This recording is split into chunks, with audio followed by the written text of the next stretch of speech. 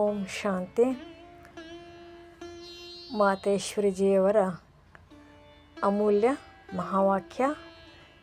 ಈಗ ವಿಕರ್ಮ ಮಾಡುವುದನ್ನು ಕಾಂಪಿಟೇಷನ್ ಮಾಡಬಾರದು. ಮೊದಲು ನಿಮ್ಮ ಬಳಿ ಈ ಗುರಿಯನ್ನು ಅವಶ್ಯವಾಗಿ ಇಟ್ಟುಕೊಳ್ಳಬೇಕು. ನಮಗೆ ಯಾವುದೇ ರೀತಿಯಿಂದ ನಮ್ಮ ವಿಕಾರಗಳನ್ನು ವಶ ಮಾಡಿಕೊಳ್ಳಬೇಕು. ಆಗಲೇ ಈಶ್ವರಿಯ ಸುಖ ಶಾಂತಿಯಲ್ಲಿರುತ್ತಾ ಬೇರೆಯವರನ್ನು ಸಹ ಶಾಂತಿಯಲ್ಲಿ ತನ್ನಿ. ಇದರಲ್ಲಿ ಸಹನ ಶಕ್ತಿ ಖಂಡಿತ ಅವಶ್ಯಕವಾಗಿದೆ. ಎಲ್ಲವೂ ನಿಮ್ಮ ಮೇಲೆಯೇ ಅವಲಂಬಿತವಾಗಿದೆ. ಹೀಗೆಲ್ಲ ಯಾರೋ ಏನೋ ಹೇಳಿದರು, ಅದರಿಂದ ಅಶಾಂತಿಯಲ್ಲಿ ಬಂದು ಬಿಟ್ಟೆ. ಇಲ್ಲ, ಜ್ಞಾನದ ಮೊದಲ ಗುಣವಾಗಿದೆ ಸಹನ ಶಕ್ತಿ ಧಾರಣೆ ಮಾಡುವುದು. ನೋಡಿ, ಅಜ್ಞಾನ ಕಾಲದಲ್ಲಿಯೂ ಹೇಳುತ್ತಿದ್ದರು, ಭಲೆ ಯಾರಾದರೂ ಎಷ್ಟೇ ಬೈಗುಳ ಕೊಡಲಿ, ಹೀಗೆ ತಿಳಿಯಿರಿ, ನನಗೆ ಎಲ್ಲಿ ತಟ್ಟಿತು. ಭಲೆ ಯಾರು ಬೈಗುಳ ಕೊಟ್ಟರು, ಅವರು ಖುದ್ದು ಅಶಾಂತಿಯಲ್ಲಿ ಬಂದುಬಿಟ್ಟರು. ಅವರ ಲೆಕ್ಕಾಚಾರ ತಮ್ಮದೇ ಇರುತ್ತೆ. ಆದರೆ ನಾವು ಸಹ ಅಶಾಂತಿಯಲ್ಲಿ ಬರುವುದು.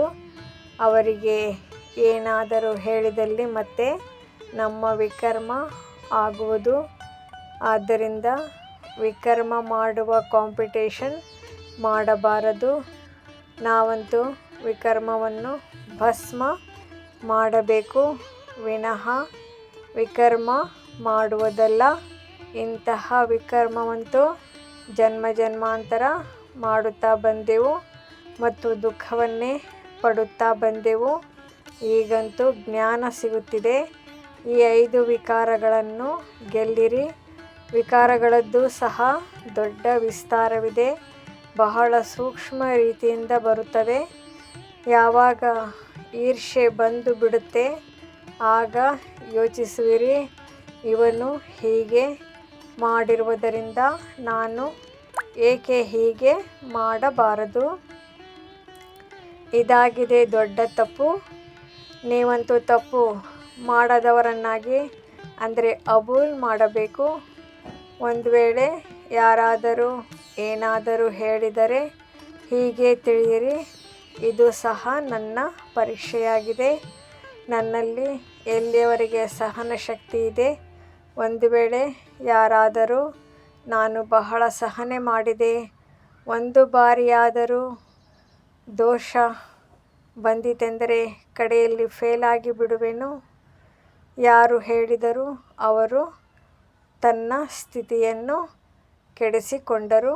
ಆದರೆ ನಿಮಗಂತೂ ಸ್ಥಿತಿ ಮಾಡಿಕೊಳ್ಳಬೇಕು ವಿನಃ ಕೆಡಿಸುವುದಲ್ಲ. ಆದ್ದರಿಂದ ಒಳ್ಳೆಯ ಪುರುಷಾರ್ಥ ಮಾಡಿ ಜನ್ಮ ಜನ್ಮಾಂತರ ಒಳ್ಳೆಯ ಪ್ರಾರಬ್ಧ ಮಾಡಿಕೊಳ್ಳಬೇಕು. ಬಾಕಿ ಯಾರು ವಿಕಾರಗಳಿಗೆ ವಶರಾಗಿದ್ದಾರೆ ತಿಳಿಯಿರಿ, ಅವರಲ್ಲಿ ಭೂತ ಪ್ರವೇಶವಾಗಿದೆ. ಭೂತಗಳ ಭಾಷೆಯೇ ಈ ರೀತಿ ಇರುತ್ತೆ. ಆದರೆ ಯಾರು ದೈವಿ ಸೋಲ್ಸ್ ಆತ್ಮಗಳು ಇರುತ್ತಾರೆ, ಅವರ ಭಾಷೆ ದೈವಿಯಾಗೇ ಇರುವುದು. ಆದ್ದರಿಂದ ತಾವೀಗ ದೈವಿಗಳಾಗಬೇಕೇ ವಿನಃ ಅಸುರರಲ್ಲ. ಒಳ್ಳೆಯದು. ಓಂ ಶಾಂತಿ.